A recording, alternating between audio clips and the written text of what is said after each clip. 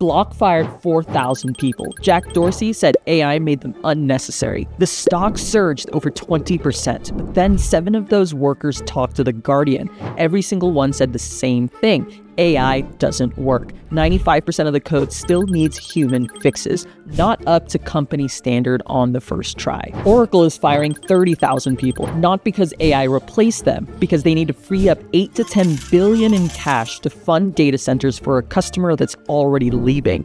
AI failed to replace workers. The employees say so. The data says so. So why didn't they hire anyone back? Where is the $700 billion going if AI tools don't work the way they're marketed? What happens to this 3,700 applications a former Google engineer sent that got 0 offers? And when does this stop being a downturn and start being permanent? I spent 2 weeks in the data, the balance sheets, and the job numbers. It's worse than the headlines. If you want deep dives on real AI stories affecting your career, not hype, not product reviews, the things happening right now, hit subscribe and hit the bell. Last September, Mark was at Block's company anniversary party. Executives were on stage demoing a new internal AI tool. Mark turned to the person sitting next to him and said, "You can't really AI that." He thought an employee is more than a series of tasks. 9 months later, Mark was one of 4,000 people fired from Block. How do 4,000 people get fired for technology everyone on the inside says doesn't exactly work yet?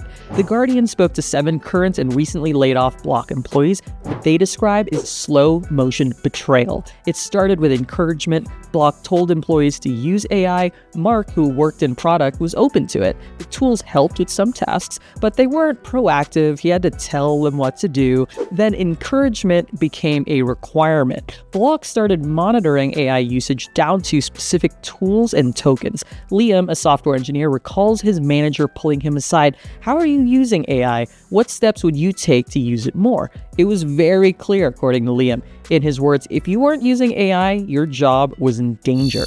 In January 2026, Jack Dorsey told employees in an internal all-hands meeting The Guardian reviewed, "The way we built things in the past is not going to work anymore. We have to shift. There's no question." Not everyone agreed. Carl, a current employee, refused. Carl said, "You're not paying me to train your tools, so I'm not going to do it." February 26, 4,000 people fired. Dorsey's letter said a significantly smaller team using the tools we're building can do more and do it better.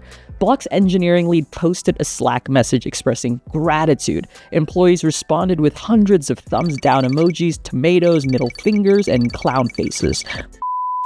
Mark now realized what happened. In hindsight, he says it seemed like a thinly veiled attempt to get all this input from employees on what tasks to automate. You have employees teach you how to automate them out, but these tools are not even close to being all-encompassing of someone's job. The remaining workers are in survival mode.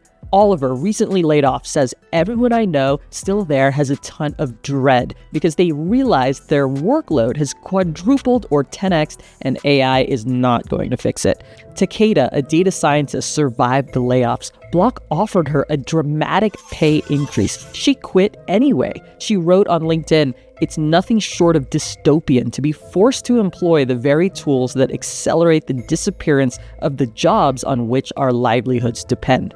Are the employees exaggerating? 3 independent studies say no. A CodeRabbit study of 470 pull requests found AI-generated code produced 1.7x more bugs than human code, with 1.4x more critical defects. Think about that. More code, more bugs, same number of reviewers. 45% of AI-generated code fails basic security tests. In Java, the failure rate is over 70%. And speed? A study found seasoned engineers using AI tools got 19% slower in 2025. Not faster, slower. They did run a follow-up 6 months later with newer tools, but the result was still inconclusive, somewhere between 9% slower and 38% faster. That's the best case for AI coding tools right now, and it's a shrug. I personally use use Claude Code every single day to build my SaaS startup, and I can tell you that it needs a lot of direction. I spend a lot of time in planning mode, and even when I let it go and execute our plan, I still have to watch and make sure it doesn't go down the wrong rabbit hole. I have to spend a lot of time refactoring, watching out for slop code, and generally making sure that AI is not introducing something that causes 3 other bugs in the code base. And I'm very bullish on AI, and I can't imagine building a solo startup without it. But that's just the reality of AI coding tools right now. Block's CFO told Fortune there's been a greater than 40% increase in production code shipped per engineer since September. She said 40% more output per person, but they fired nearly half the company, so the math doesn't add up. A current employee, George, calls the whole thing posturing for the market. And Jack Dorsey, he told Wired, something really shifted in December with Anthropic's Opus 4.6 and OpenAI's Codex 5.3. His own employees, the ones using those tools every day, say the opposite. The employees say AI is nowhere near there yet, and the data confirms it. So companies admitted the mistake and rehired, right?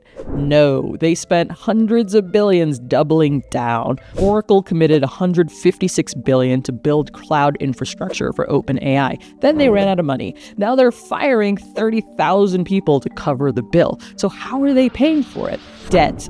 $58 billion raised in 2 months, totaling $108.1 billion in debt. Moody's rates Oracle only 2 notches above junk. But here's the number that should scare you. There's another $248 billion in future data center lease obligations not yet on Oracle's balance sheet.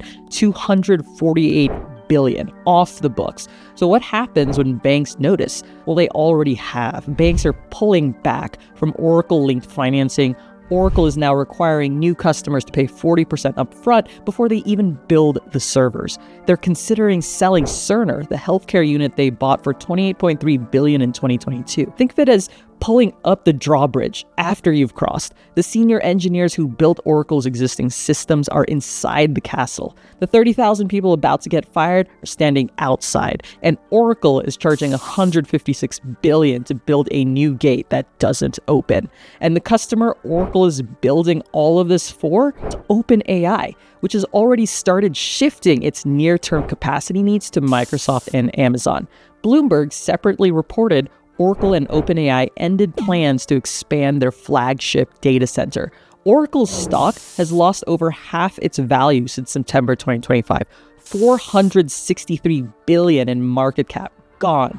Bondholders are suing, and Oracle's own co-CEO had to reassure investors they won't need upwards of $100 billion in additional financing. Block fired humans, and the AI isn't replacing their work. Oracle is firing humans to build machines for a massive customer that's leaving. The pattern is the same. Overhire when money is cheap, fire when money gets expensive, and call it AI. But here's what nobody's talking about. The people who got fired, they can't get back in. If you've applied to tech jobs in the last year and felt like your applications disappeared into a black hole, you're not crazy.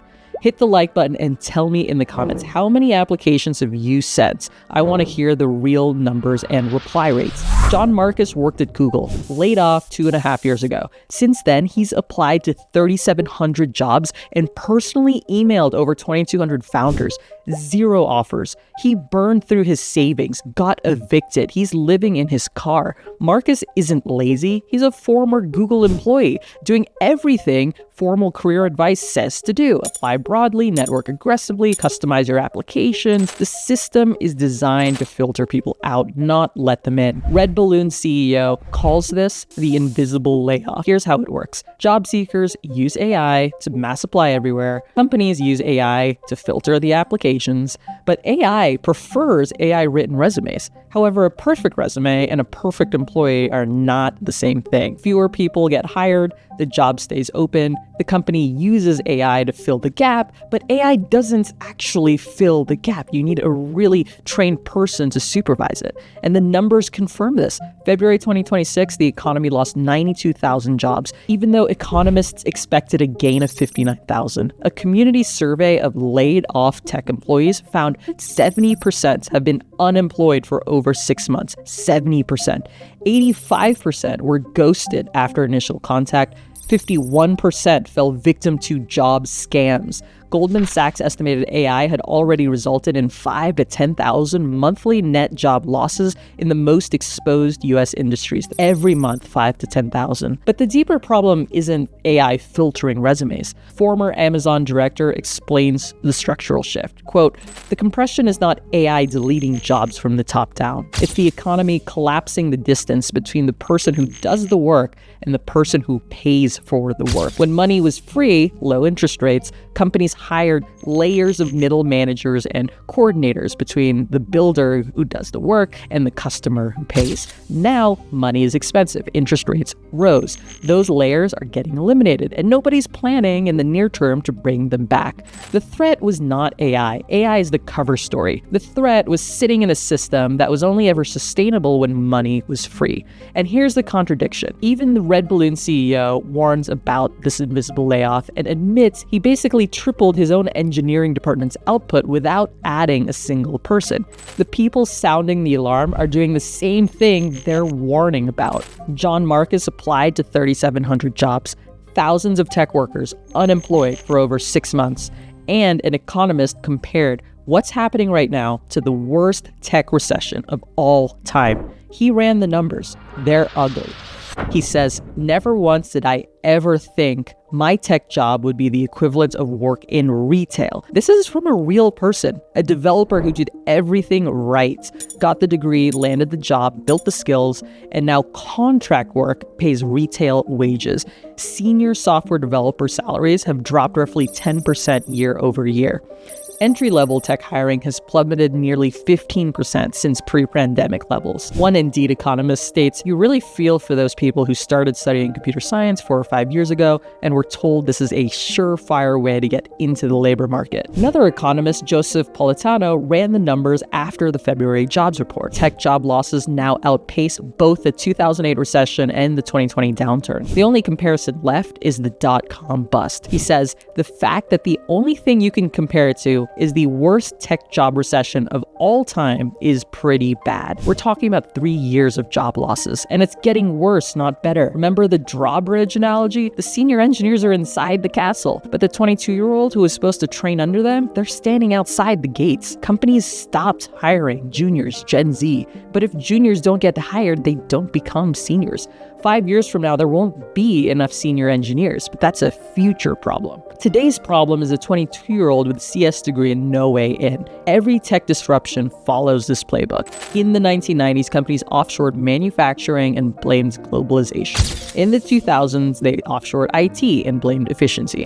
Now they're attempting to automate middle management and blaming AI. The excuse changes, the playbook doesn't. Overhire during the boom when cash is cheap, low interest rates, crash, fire people, blame something, rehire slowly, years later at lower wages in different roles. After the dot-com bust, Silicon Valley was still 17% below its 2001 peak 7 years later. It took over a decade to recover. Fired workers are starting to believe the narrative too. Remember Oliver from Block, the one whose workload quadrupled or 10x? He's one of the lucky ones. He still has a job, but the ones who don't, they're watching Jack Dorsey, their CEO, tell Wired that AI really shifted while they send their 200th application into a system that auto-rejects them. The layoff didn't take their job. It took their belief that their skills have value. Every previous tech crash had a recovery. So far, the dot-com bust took 4 years. 2008 took longer.